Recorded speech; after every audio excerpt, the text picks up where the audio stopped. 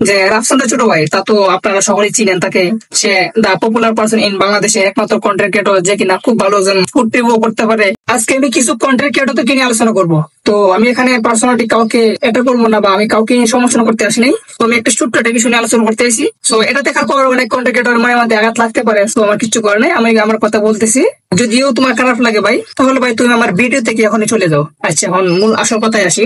যে আমাদের দেশে অনেক কন্টেন্ট ক্রিয়েটর আছে, অনেক মানে প্রচুর পরিমাণ, যা বলে আমি আপনাদেরকে বুঝতে পারবো না। কিন্তু কিছু কিছু কন্টেন্ট ক্রিয়েটর আছে যে ভিডিও করার সাথে সাথে তাদের ফ্যামিলিকে নিয়ে আসে, তাদের পার্সোনালিটিজ একটা বলতে কথা আছে, এই বিষয়টা তারা মানে না। দেখেন, আমরা ছেলেরা যতই খারাপ হই না কেন, আমরা চাই যে আমাদের মা বাবা অন্তত একটু সম্মানের আশা করুক। তো সম্মানটা কিন্তু আমরা আমাদের মা বাবা করি, এবং আমরাও চাই যে তাদেরকে সব মানুষের যেন সম্মান করে। কিন্তু আমরা এমন কিছু কাজ করবো না যার কারণে আমাদের মা বাবাকে নিয়ে কেউ কথা বলুক। তো আসলে কিছু বলার নাই। এখন বর্তমানে এমন সমাজ হয়ে গেছে যে মা বাবা তো আনতে আছে, তার সাথে আবার বউ নিয়ে বিজনেস।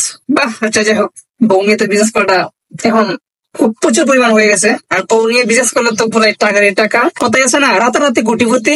এটা হলো ওই পর্যায়ে হয়ে গেছে যে বউ নিয়ে বিজনেস করলে। কেননা বর্তমানে তো মানুষের চিন্তা ভাবনা তো অন্যরকম হয়ে গেছে গা। তো আসলে আমার এই ভিডিওর কারণে হয়তো আমাকে বাজে কমেন্ট করতে পারেন ভাই, আমার কিছু করার নেই, সমস্যা নাই। তোমাদের যা মন আছে তা কমেন্ট করো, তাতে আমার কিচ্ছু যায় আসে না। আমি আমার কথা বলতেছি, আমি এখানে কারো পা চাটতে আসি নাই, ঠিক আছে? আর বাচ্চা কখনো কারো পা চাটে না। আমি আমার কথা বলি, কারো ভালো লাগতে পারে বা কারো ভালো নাও লাগতে পারে, তাতে আমার কিচ্ছু করার নাই। মূল আসল প্রসঙ্গে আসি। যে রাফসানদার ছোট ভাই, তা তো আপনারা সকলেই চিনেন তাকে।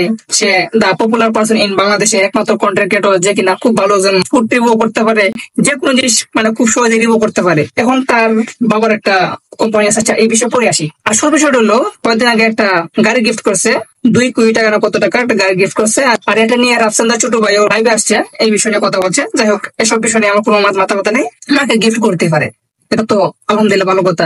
এই ভিডিওটা করার পরে মাকে নিয়ে যে একটা গিফট দিছে, মাকে একটা গাড়ি দিছে, এই ভিডিওটা ছাড়ার পরে অনেকে করতেছে যে পড়াশোনা করে লাভ কি, জীবনে যদি ক্যারিয়ার করতে চাই তাহলে কন্টেন্ট ক্রিয়েটর হতে হবে, জীবনে যদি টাকা ইনকাম করতে চাই তাহলে কন্টেন্ট ক্রিয়েটর হতে হবে।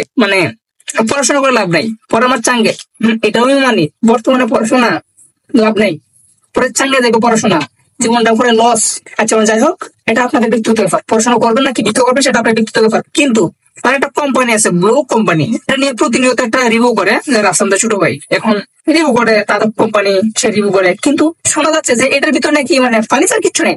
ভাই, ফার্নিচার কিচ্ছু নাই, তখন এটা আমি খাবো, কে খাবে না, এটা তোমার কে বলছে টাকা দিয়ে কিনা খাইতে? তুমি যদি একদিন দুদিন না খাও এই জিনিসটা, এটা তো এমনিতে অচল হয়ে যাবে। তোমার কেটা বসে এনে খাইতে এটা? আরে প্রতিদিন ফলা ফাইন, সময় আছে, ভালো হয়ে যা, আর কিচ্ছু কমো না।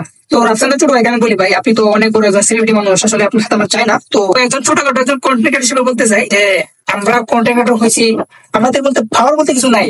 সব পাওয়াদের খান যে জনতা, যারা আমাদের অডিয়েন্স আছে, তো সব পাওয়ার তাদের। ভাই শুনেন, পাবলিক চাইলে সব পারে।